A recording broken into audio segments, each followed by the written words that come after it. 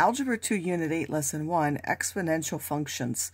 In this lesson, we want to graph and identify properties of exponential functions and write exponential functions given two pieces of information.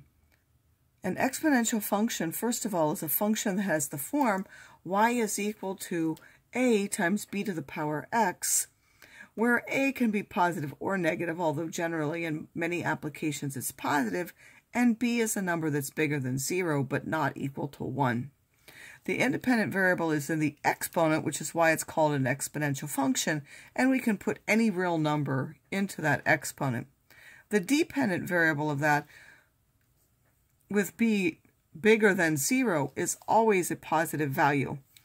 The value a is the initial value of the function, because if we put in 0 for b, y would be equal to a when x is equal to 0. All of the other values, they're either increasing away from a or decreasing depending on the direction that you go. And then the value b is called the growth factor or decay factor, depending on whether your factor shows growth or decay. It will show growth, and therefore b would be a growth factor if b is a number bigger than 1, and it shows a decay factor if it's less than 1 but bigger than 0, meaning it's a fractional or decimal value with a 0 at the beginning. To graph an exponential function, we're going to choose values, often from -3 to 3 or -2 to 2, and find the y values and then graph them. Exponential functions have an asymptote, which is a line that the graph gets closer and closer to, but doesn't cross as it goes out to infinity, or even if it doesn't cross as x or y gets closer to a certain value, depending on what kind they are. For the untranslated function, the asymptote is the x-axis, meaning it will get closer and closer to the x-axis, but never cross that. So if I want to graph this exponential function, what do? I simply pick values. I pick them from -3 to 3. I put them into this function one by one for the x value and calculated what those were, graph them, and then I know because this is a number bigger than 1, it will show growth. So this is increasing up to infinity, and then this is getting closer and closer to the x-axis. So this is an exponential growth function. It has an initial value of 1 because there's an invisible 1 in front of that, and it has a growth factor of 2. I would also get 1 if I substitute 0 into that function.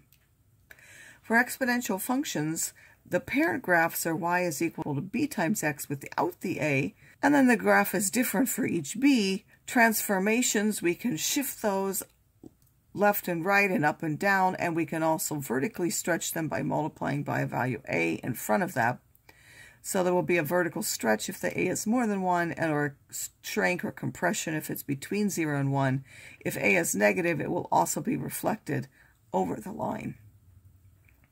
The graph will be translated, as I said, h either left or right, and k up or down as well. If there is a k on the outside, then the asymptote will move. Instead of the x-axis, it will move to the horizontal line, y is equal to k. So in this particular function, what is the parent? The parent will be y is equal to 1/3 of x. So if we first pick the values for the parent and graph them, which I have now sketched in here, this one is showing decay. And then how do I find the transformation? Well, I'm going to shift each value to the right 4, vertically stretched by 2, and then shift up 1. So I move this value 4 units to the right, and then I would multiply or double the y value, which just takes here, and then go up by 1.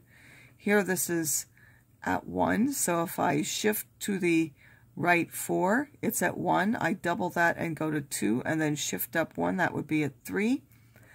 This particular value, I would shift 4 to the right. It's at a height of 3. I will double that and go to 6, and then up 1.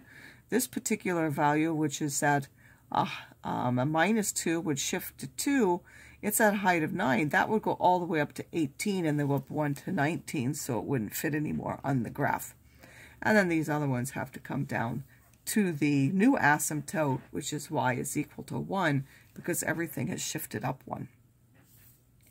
If we want to write an exponential function given two pieces of information, generally that means we need two different values that belong to that function. assuming that you need to know both a and b. If both of them are unknown, you have to have two values, and otherwise you only need one if you've only got one value that's unknown. So if we know that these two are points that are in an exponential function, this is the x value and this is the y value, so I would substitute the 2 here and the 18 here to give 18 is equal to a times b squared. If this is a point in there, this is the x and this is the y, so I would put 60.75 is equal to a times b to the x value, which is 5, or a times b to the 5th. And now you have to figure out some way to solve those, either through elimination or substitution, or in some other way that you can do that. So if you solve this, you would get a is equal to 18 divided by b squared. And now I can take that value, 18 over b squared, and substitute into that value for a. 18 times b squared times that b to the 5th will cancel, and I'll get 18 times b cubed, because b to the 5th over b squared is equal to b cubed. Then I would divide both sides by 18, and then to get rid of a cube, we will take the cube root of both sides, giving b is equal to the cube root of 3.375, which is 1.5 exactly. If I then substitute that back into the first equation up here, if b is 1.5 squared, then a will be 18 divided by 1.5 squared, which gives us 8. So the function is y is equal to 8 times 1.5 to the power x.